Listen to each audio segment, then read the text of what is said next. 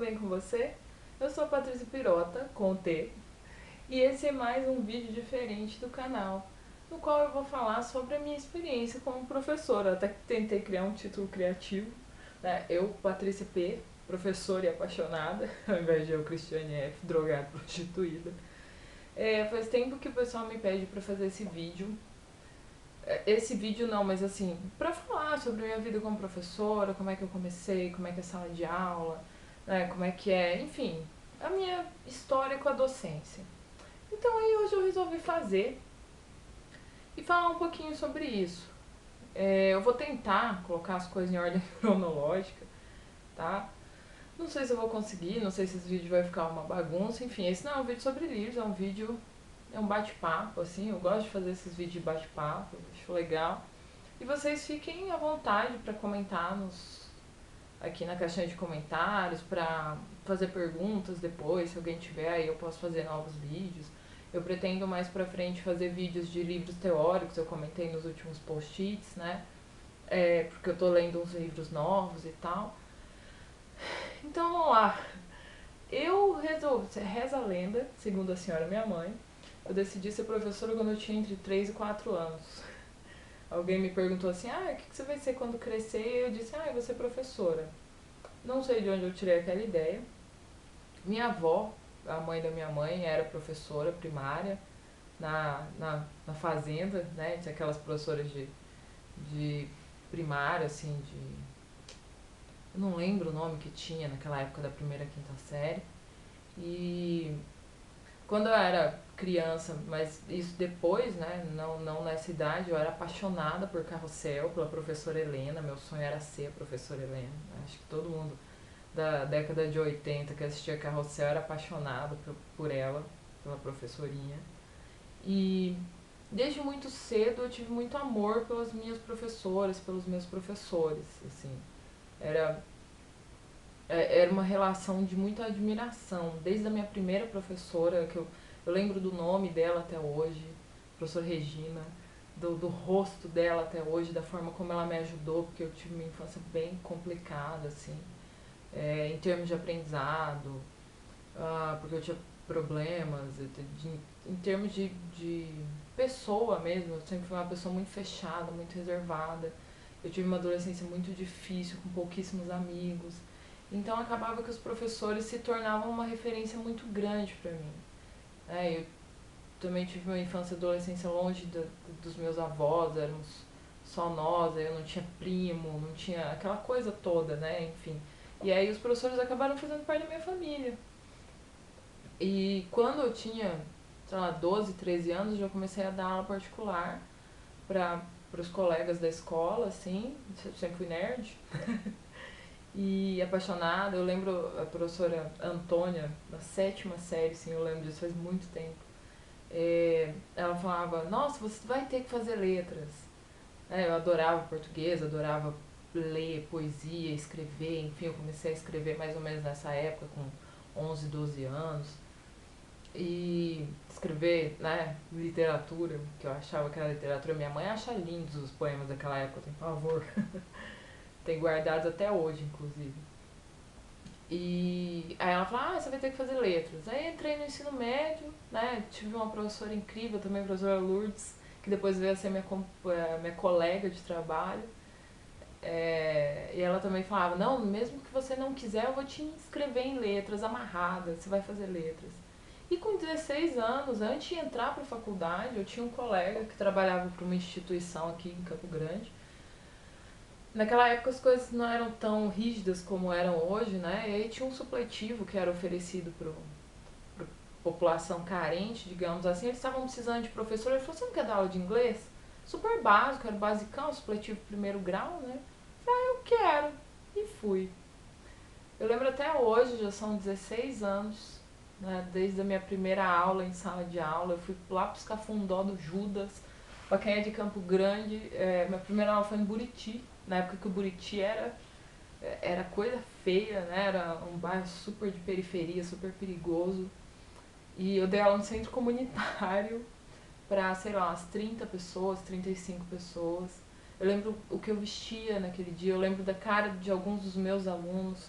Eu tinha um aluno chamado seu José, que tinha 73 anos, eu tinha 16. Eu tinha que mentir que eu tinha 18, porque a idade mínima dos alunos era 18. Aí eu não podia ser mais nova do que eles. E foi ali, naquele centro comunitário batido de terra, com as goteiras, com barulho de tiro, que eu comecei a minha história na docência. Chega até me emocionar, assim, falar disso, sabe? E aí no ano depois eu entrei para letras, né? Eu nem tinha entrado na faculdade ainda, estava fazendo terceiro ano. E entrei em letras, me descobri num mundo que era meu, sabe? É como se eu sempre tivesse pertencido àquele universo. E na verdade eu não gostava das matérias de docência. Eu acho que hoje o curso de letras é muito melhor, porque eles colocam estágio desde o primeiro ano, né? As questões de licenciatura são melhor trabalhadas, porque assim, eu vou falar, eu tive professores teóricos maravilhosos. Né? Eu tive a Maria Adélia Menegasso, que hoje eu tenho a graça de ser próxima, assim, o privilégio de ser próximo. Foi uma professora de teoria literária, história da arte incrível, professor de latim, professor de língua inglesa, linguística, é, enfim, as demais matérias do curso, os professores teóricos eram incríveis. Eu aprendi a teoria, agora ninguém me ensinou a dar aula. Tanto, até porque eu fui para aula, no primeiro ano eu já dava aula em escola pública, né? Já encarava ali turmas de 40, 50 alunos de escola pública noturno, na periferia, e vamos nessa. Né? Ninguém chegou pra mim e falou, olha, você vai fazer assim, assim, eu não tive tempo de observar ninguém. Foi super errado, né? Eu não recomendo ninguém a começar assim. Você tem que passar por um período de aprendizado, de adaptação, sabe? Tudo isso porque não soltar um vídeo. Eu era adolescente, eu era menor de idade, né? Tinha 17 anos. Soltar pra ir lá nos cafundó do Judas, correr o risco, enfim, e dar conta de uma sala. Eu nunca vou esquecer, acho que eu tinha uns 18, 19 anos. Eu dava aula numa escola aqui em Campo Grande chamada Joaquim Murtinho, ela tem 3 andares, é imensa. Passava atividade, assim, aí eu ficava na janela, ficava olhando pro pátio, a galera toda jogando bola, sabe, tocando violão. E eu, nossa, eu também queria estar ali. Então, assim, eu cresci dentro de sala. Né? Ao mesmo tempo que eu queria ser uma jovem normal, fazer as coisas, eu tava dando aula, porque eu dava aula de manhã à noite e fazia faculdade à tarde. E aí depois disso ainda passou um tempo, eu continuei sempre dando aula em escola pública, né? Passei pela maioria das escolas públicas de Campo Grande, porque era convocado, então se chegava concursado, você tinha que dar seus pulos, né? Até quando eu passei no concurso, aí fiquei dando aula mais um tempo e surtei. Surtei porque quando a gente começa a dar aula, a gente tem aquela visão assim, nossa, vou mudar o mundo. Não vai, amor. Você não vai mudar o mundo. Não vai, tá? Pode esquecer dessa vida. Você pode talvez ajudar um, dois alunos a mudarem o seu próprio mundo, mas essa visão sonhadora que a gente tem, né? E eu fui guardando aquilo e eu queria lutar contra um sistema, porque o sistema do ensino público é um sistema totalmente viciado, né? E eu estava muito incerta sobre mim, enfim, eu não tinha vivido aquela fase, né, das incertezas, porque eu estava trabalhando. E aí eu larguei tudo, abandonei, joguei concurso pro alto, fui embora daqui, né, fui embora pra Passárgada, lá era amiga do rei, enfim, fui embora pra Curitiba, dei um tempo e voltei. Voltei em 2010, depois tinha feito mestrado. É, Conheci professores maravilhosos no mestrado, Marilda Queluz, que foi uma luz na minha vida. E voltei com gás, assim, pra sala de aula, sabe? Tô desde 2010 de novo em sala, a gente tá em 2015. Passei pelos perrengues horríveis, porque aí eu comecei a dar uma escola particular. E é um sistema totalmente diferente, até você se habituar com o público que é diferente. Né? Hoje eu voltei, ano passado eu passei de novo no concurso pra escola pública, voltei e hoje eu convivo com duas realidades, a escola particular e a escola na qual eu trabalho é a melhor da cidade. Né? Sinto muito as outras escolas, mas pra mim é a melhor. Tem gente que fala assim, é uma das 3 melhores. Mas pra mim é melhor. E o nível, o padrão econômico deles é alto. né? Não é nem médio alto, é alto. E trabalho numa escola pública com padrão baixo, né? Com nível econômico baixíssimo, assim. Então eu vivo duas realidades. De manhã, em um dia eu vou para uma escola na qual a galera vai pra Disney em feriado, sabe? Viaja sempre, tem uma vida bacana, financeiramente falando. E a maioria tem pais juntos e tal. Uma família quase estável, né? Aqueles mesmo que eles são separados. E, por outro lado, eu vou lá pra minha escolinha pública com as minhas crianças 60% vem de abrigo, né? Porque não tem pai nem mãe, ou então molecada da UNEI, que é a nova FEBEM, ou então filhos de famílias destroçadas, que moram com vó, que moram com tio, enfim. São duas realidades diferentes. Tudo isso para dizer que o professor ele lida com gente, né? Eu lido com vidas. A cada 50 minutos ou 1 hora e meia, quando a gente tem 2 tempos, eu tenho 30 vidas nas minhas mãos. E ao mesmo tempo que isso dá muito medo, isso dá um poder absurdo, né? Porque são minhas, my precious. São 30 vidas minhas. E o que eu fizer em 50 minutos pode refletir na vida delas para sempre. E eu acho que a responsabilidade do professor é muito grande. Né? Claro que nesse vídeo eu não posso falar sobre tudo, então por isso que eu falei, façam perguntas aí que depois eu faço outros vídeos respondendo. Mas só fechando assim, fechando no sentido de você quer ser professor, você está em dúvida se você vai seguir a licenciatura, se você vai seguir o sacerdócio da docência, você tem que gostar de gente. Porque você não está ali em sala de aula para ensinar gramática, para ensinar trigonometria, para ensinar o que quer que seja teórico. Você está ali para fazer com que aquela criatura que está na sua frente, aquelas 30, 40, enfim, quantas, não interessa quantas sejam, se sintam inspiradas a aprender e modificar suas vidas.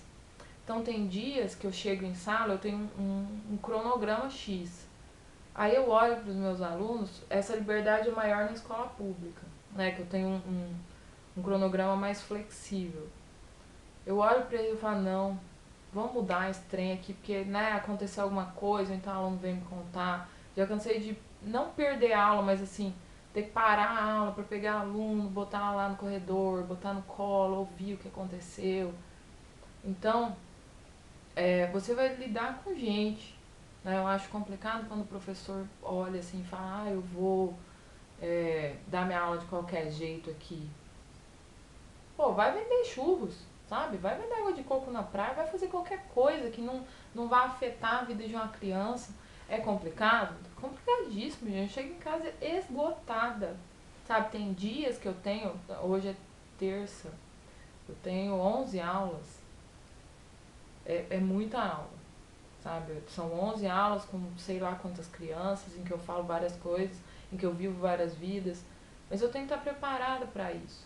Né? E eu também tenho que estar preparada, eu acho que uma coisa muito importante é você não tomar nada que o aluno faça como pessoal. Eu falo muito isso para os meus alunos, eu falo, ó, o que vocês fazem aqui, fica aqui, dentro de sala. Né? Porque, e eu demorei muito para aprender isso. Tanto que a primeira vez que eu larguei a profissão foi porque eu não tinha noção disso. Mas ele ia fazer com qualquer um, ele vai fazer com qualquer um, ele é adolescente, é uma criança. Né? O adulto é você. Então você tem que processar aquilo de forma... É difícil, é difícil. Nenhum aluno nunca me xingou, porque eles sabem que eu sou louca. Né? Eu tenho minhas técnicas de Hannibal Lecter, de Voldemort, assim. Inclusive nos próximos vídeos eu posso até falar para aqueles professores, estou desesperada, eu não sei o que eu faço com a indisciplina da minha turma. Nós temos várias técnicas para isso. Cada professor acaba desenvolvendo a sua, né? Mas nenhum aluno é louco a ponto de fazer isso.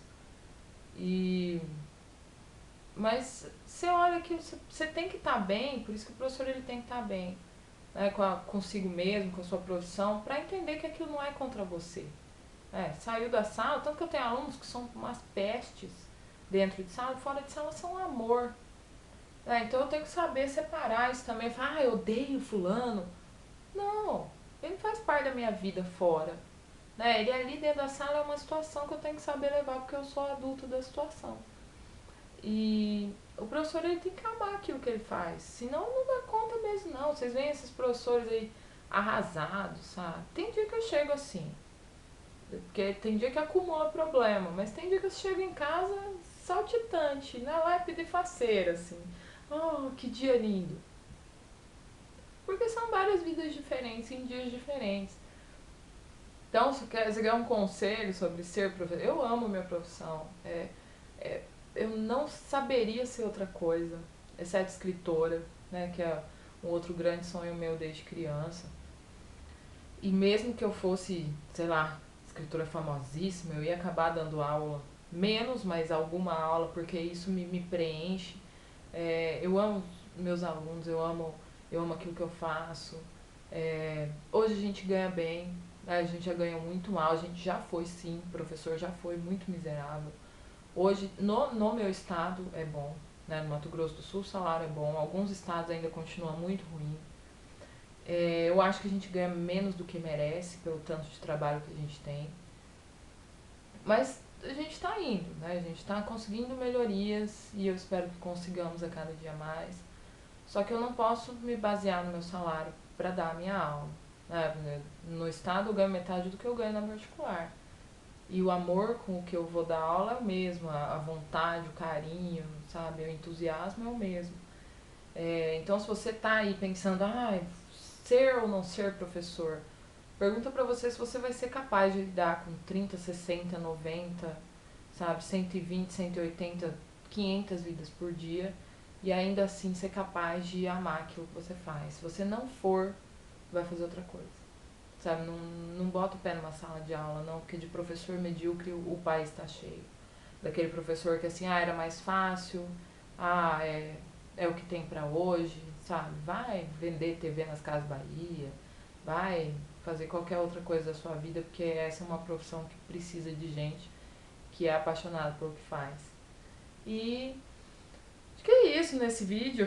Eu não vou me estender muito, assim, tem muita coisa pra falar, né, gente? Eu posso passar, sei lá, 1, 2, 3 horas aqui só falando sobre as experiências que eu tive em sala de aula. Então eu vou fazer assim, esse é um vídeo pra introduzir essa, esse assunto no canal. No Instagram eu posto muito, né, sobre a minha vida como professora, que é @patriciapirota, inclusive. Então, se vocês tiverem perguntas, quiserem que eu toque em um assunto X, por exemplo, como dar aula para a 7ª série, ou como manter a disciplina em sala, uma coisa que eu também não sei, mas a gente descobre, vocês coloquem aí nos comentários e a gente vai batendo um papo depois, certo?